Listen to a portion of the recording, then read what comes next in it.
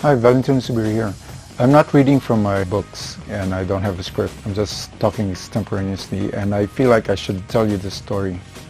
I was probably 10 years old and my brother would be 11. School's out, summer, and my dad brought my brother, myself, and two of his co-workers back to the island where he grew up.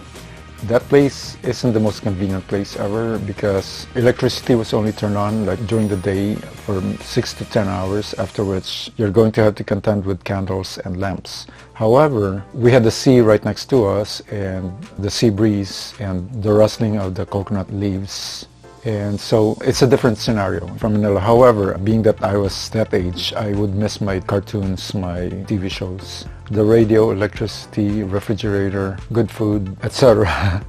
It was a stretch to even be there for 5 days. And I do worry because I wore glasses and one of my dad's co-workers also wore glasses. Now his name was Rolando and he was huge, he was obese and he was like 10 feet tall and huge. The reason being that I was short. So he also wore glasses and so I was hoping that he'd be safe and his glasses would be safe, especially because through the years I've experienced myself losing my glasses. Nobody in my entire life ever told me or warned me to take out my glasses. And so sometimes I'd be carelessly going into the sea and then the big splash of the wave would make me lose my glasses and I couldn't find them underneath. And then, being that I would be at a place where there would be no optician, then obviously I would have to wait for the vacation to be over just so I can get back to my convenient state where I can see things. So I'd spend the rest of my life, or rest of my vacation, with no glasses on, not able to see anything. I'm very nearsighted. So when Rolando or Rolly went to see my dad's island, I kind of worried about his glasses. One afternoon, him and I, we were by the beach. He was swimming. I didn't want to get wet, so I was right by the beach and right next to his glasses. Being that I worry about people, I was ready to shout for help just in case he needed help.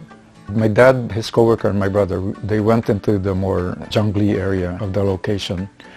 They were going to come back to check up on us later. So Rolando, or Rolly, he was telling me that when he was in college, he used to be part of the swim team. And then he said, I'm going to show you the different swimming styles. So he said, this is the freestyle breaststroke, this is the side stroke, this is the backstroke, this is the butterfly, this is the doggy paddle. And then he showed me how to float, that he floats, he's huge and he can float. And then he said, this is the Lumba Lumba. And I was like, what's the Lumba Lumba? He described it as how the dolphins would show up in the water and then disappear in the water and show up in the water and disappear in the water as they chase after ships and speedboats. And so like, okay. And then he showed me the Lumba Lumba. He went from right to left and then left to right and then a few more on the third. He did 2 Lumba Lumbas, I guess that's what you would call it. And then he started to splash the water and he was like splashing and I was kind of like, oh, that doesn't look like dolphins, that looks like a big whale splashing the water. And with all that water going up 100 feet in the air, all white and foamy and whatever. And then he calmed down. So I was ready to call my dad for help. And just to check up on him, make sure that he was still okay, I asked, so that's the Lumba Lumba, and then he answered me back. He said, jellyfish! So it's like, oh no, he got stung by a jellyfish. So he came out of the water and his back and towards one of his shoulders, it was starting to turn red. And I was like, oh no. And I told him, don't worry about that, it'll disappear in 2 days, or maybe a day. In my mind, I was almost laughing in my mind and I was like, oh, now I remember why I didn't want to get into the water. I didn't want to get wet, I didn't want to lose my glasses, and I didn't want to get stung by a jellyfish. Because my brother is usually the one who gets stung by a jellyfish because he likes to snorkel. And I can't even use a snorkel because I needed my glasses. So I never liked snorkeling. I'd get wet for a while and then I'd get back out sooner than anyone else, just so I don't have to lose my glasses. And I didn't like to be swimming without my glasses on. So I always had my glasses. And I've had this before. I'd lose my glasses in the sea.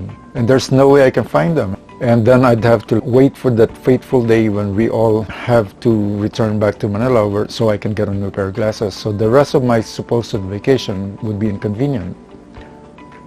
I remembered my worry and, that Loomba Loomba and the splashing. That's why I remember Rolly. But there's something else that I kind of remember about him.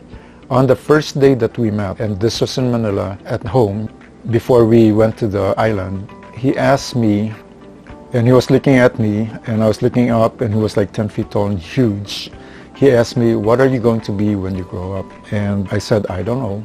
And then he said something very important. He said, remember this, when you grow up, if you ever become an engineer, the best thing that you can ever contribute to mankind would be to build the best bridge, strongest bridge, greatest bridge possible. And I said, okay. To this day, I ask myself, am I building the biggest, strongest, greatest bridge ever? Even though I'm not an engineer, even though it wouldn't be the actual physical bridge that I might ever build, am I doing it? Am I following his advice? And I feel like I am. And that's why I want to share this with you. Are you building your biggest, strongest, greatest bridge ever? Thanks for listening. I appreciate it.